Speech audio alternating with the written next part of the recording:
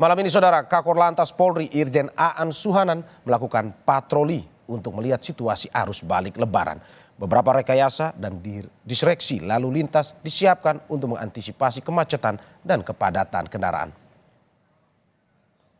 Kendaraan yang parkir di bahu jalan, terutama menjelang 62 setelah 62. Ini juga mengakibatkan perlambatan ketika keluar dari gerbang tol Cikatama. Ada beberapa yang akan kita lakukan. Yang pertama, kita menambah tim urai. Kita minta backup dari Polda Metro untuk melakukan patroli menyisir untuk kendaraan-kendaraan yang parkir di bawah jalan. Ada 10 kendaraan tim urai ya, nanti akan backup di wilayah Jawa Barat ini. Yang kedua, kita akan membuka Japek Selatan ya. Japek Selatan ini sedang dipersiapkan untuk mengurangi beban arus lalu lintas di 66. Kemudian kita juga akan juga mengurangi di Cikamuning ya, arah dari Bandung, karena saya lihat dari Cileunyi ini masih cukup banyak juga arus lalu lintas yang akan ke arah Jakarta. Sehingga kita akan melakukan beberapa diskresi ya, mulai dari penambahan Japek Selatan, kemudian Cikamuning, dan nanti saya diskusi juga apabila arus lalu lintas dari timur ini sudah tidak bisa menampung, artinya kapasitas jalannya sudah tidak bisa menampung, ini akan ada diskresi yang lebih dari itu ya, sampai kepada one way dari 70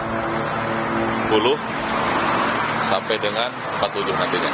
Ini opsi terakhir ya, tapi karena kapasitasnya masih mencukupi, tinggal kita membersihkan yang kendaraan gangguan, kendaraan yang berparkir di bawah jalan. Mudah-mudahan ini bisa menguras kendaraan keluar dari Cikampek Utama. Saya kira itu ya. Pak, untuk operasional di Japek 2 Selatan ini kan malam hari mengingat betul.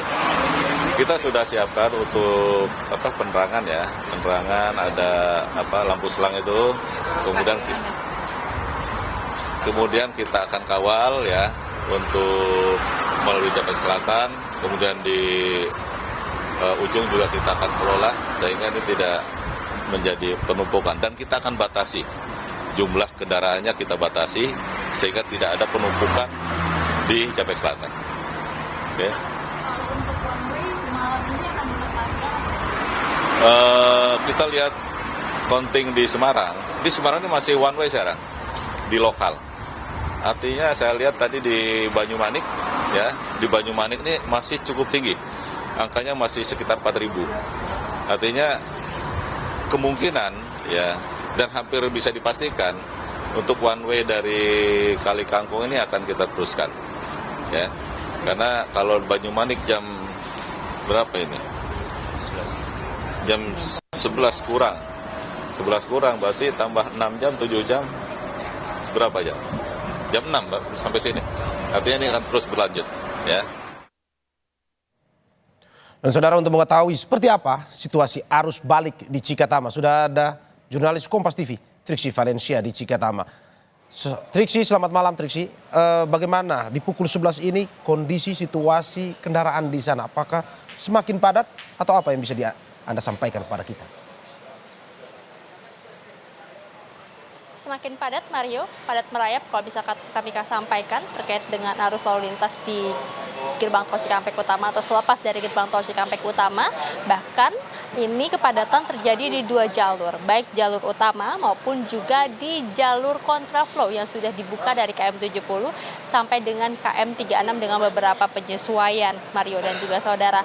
Bahkan kalau saat ini di jalur utama nampak terlihat tidak ada kendaraan yang bisa melaju karena memang di depan ada hambatan ataupun juga tersendat. Tapi kalau di jalur kontraflow masih bisa berjalan meskipun kecepatannya ini hanya sekitar 20 km per jam saja karena memang masih ada antrian di depannya. Nah, memang kalau misalnya kita lihat langsung melalui pantauan kamera juru kamera Kompas TV Sultoni, sangat terlihat jelas Mario bagaimana ini di dua jalur terjadi kepadatan dan juga antrian selepas dari melakukan transaksi di gerbang tol Cikampek Utama. Dan ini pun juga berimbas kemudian sampai ke KM 72 lebih karena memang antrian-antrian yang masuk ke sini pun masih menunggu bagaimana kendaraan ataupun juga kepadatan yang ada di depan gerbang tol Cikampek Utama bisa terurai ataupun juga sudah tidak ada antrian lagi. Nah, kalau kita melihat Mario dan juga saudara, sebenarnya kepadatan ini adalah imbas dari simpul-simpul yang terjadi ataupun juga antrian-antrian yang terjadi di beberapa titik. Misalnya di KM 66, ini adalah simpul pertama yakni pertemuan dari jalur Kalihurip Utama, kendaraan dari arah Bandung yang mengarah ke Jakarta juga disampaikan cukup deras ataupun juga cukup tinggi. Lalu kemudian bertemu dengan kendaraan-kendaraan yang masuk dari gerbang tol Cikampek Utama atau di tempat kami melaporkan saat ini.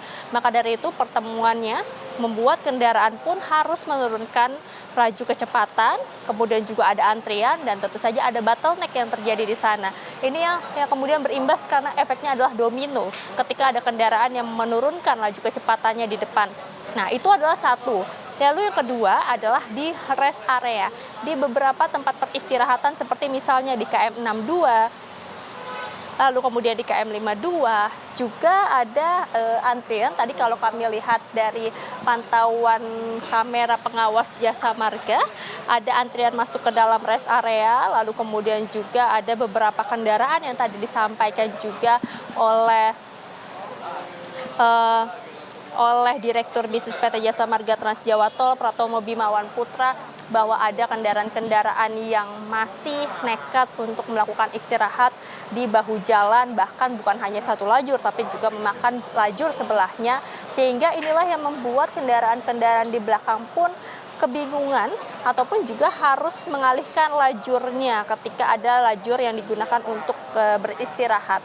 Nah, inilah sebenarnya juga yang terus diimbau Mario dan juga saudara, bagaimana kendaraan-kendaraan untuk bisa melihat situasi, memperhatikan aturan-aturan maupun juga rambu-rambu yang sudah disampaikan. Seperti misalnya kalau di rest area, bagaimana pemudik bisa bergantian memanage waktu untuk beristirahat dengan semaksimal mungkin.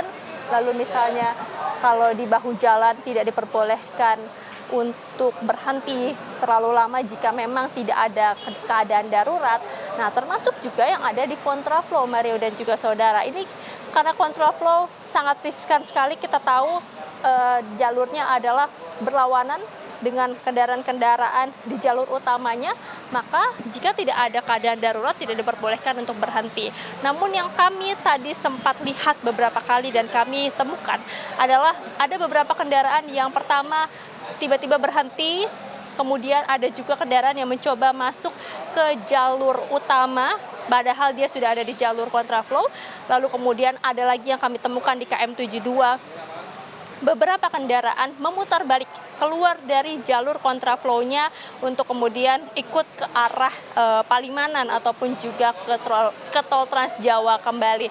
Nah, ini yang akhirnya membuat kendaraan-kendaraan lain di belakangnya justru harus semakin berhati-hati karena tentu perubahan-perubahan ini sangat mengganggu Mario dan juga saudara, dan sekali lagi di highlight adalah sangat berbahaya bukan hanya bagi dirinya sendiri tapi juga bagi pengendara lain. Efeknya domino karena ini bisa menyebabkan kecelakaan baik di belakangnya maupun juga dari kendaraan yang dari arah lain seperti misalnya dari jalur kontraflow Mario dan juga saudara.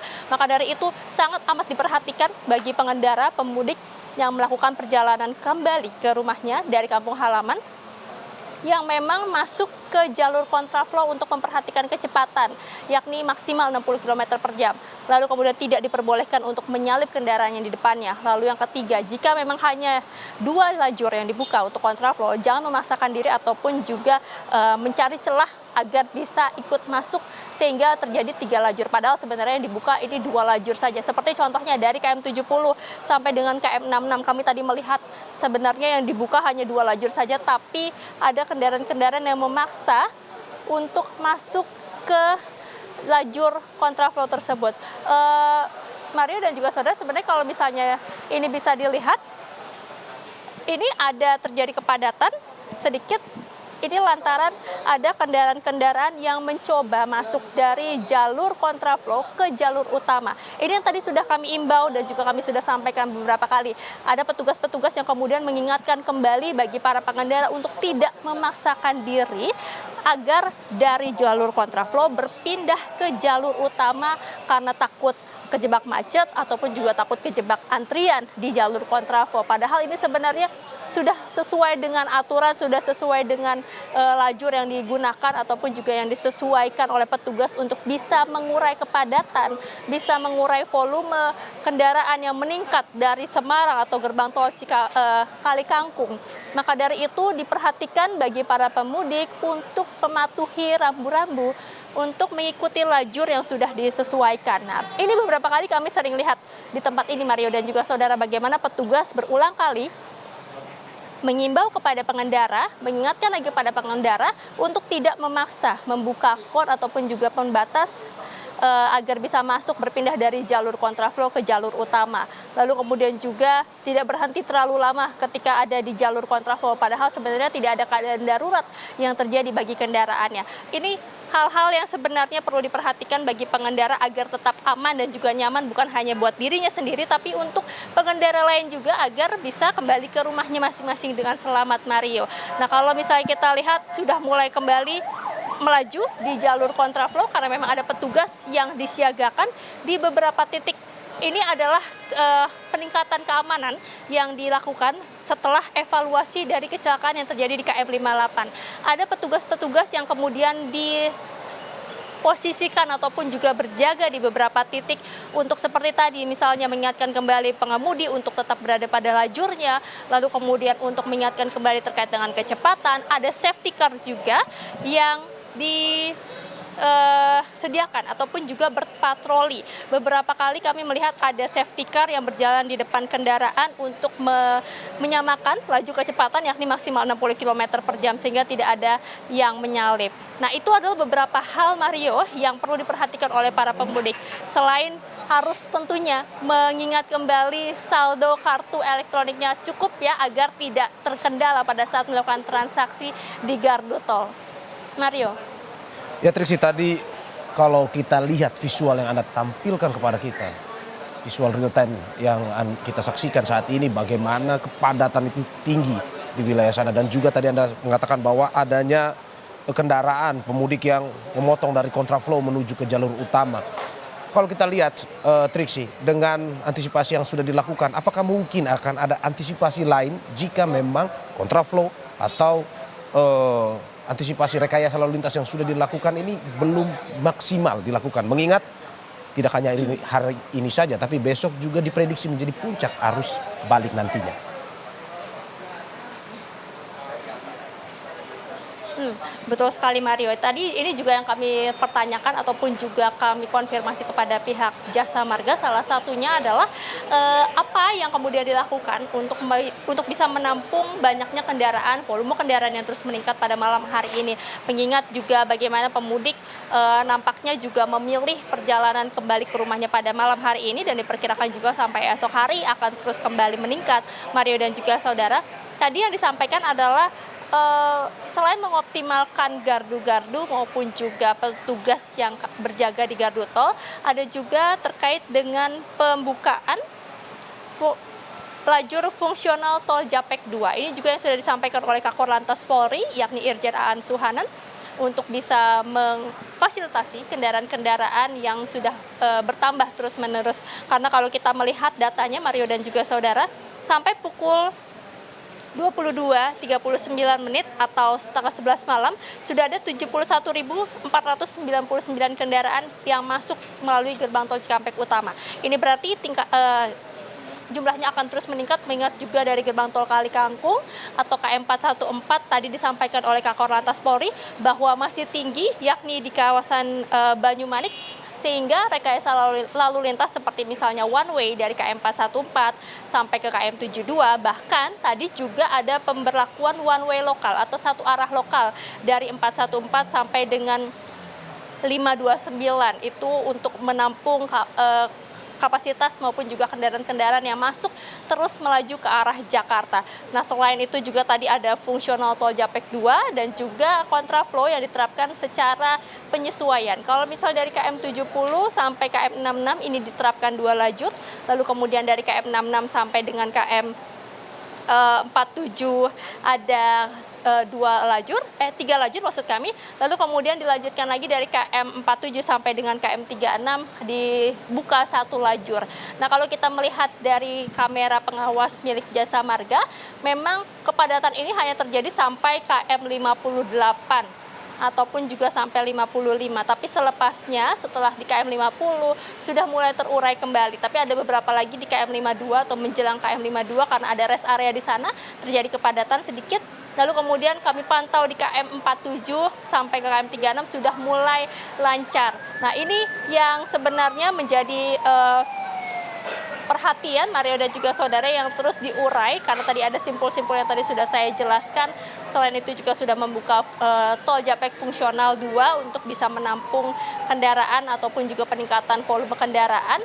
Dan yang juga dipastikan adalah bagaimana rekayasa lalu lintas ini akan terus diterapkan karena tadi yang disampaikan adalah apakah memang mencukupi ataupun juga ruas jalan ini mumpuni untuk menampung kendaraan-kendaraan yang terus masuk dari arah Semarang ataupun tol Trans Jawa dengan telah diberlakukannya juga rekayasa lalu lintas dari one way ataupun juga kontraflow. Yang disampaikan adalah bahwa dengan melihat perhitungan dari parameter yang sudah ditentukan oleh Jasa Marga maupun juga perhitungan-perhitungan kendaraan yang masuk, ini masih mumpuni, masih mencukupi. Karena memang ada penguraian, ada juga optimalisasi di beberapa tempat yang dilakukan sehingga kendaraan sebenarnya bisa melaju.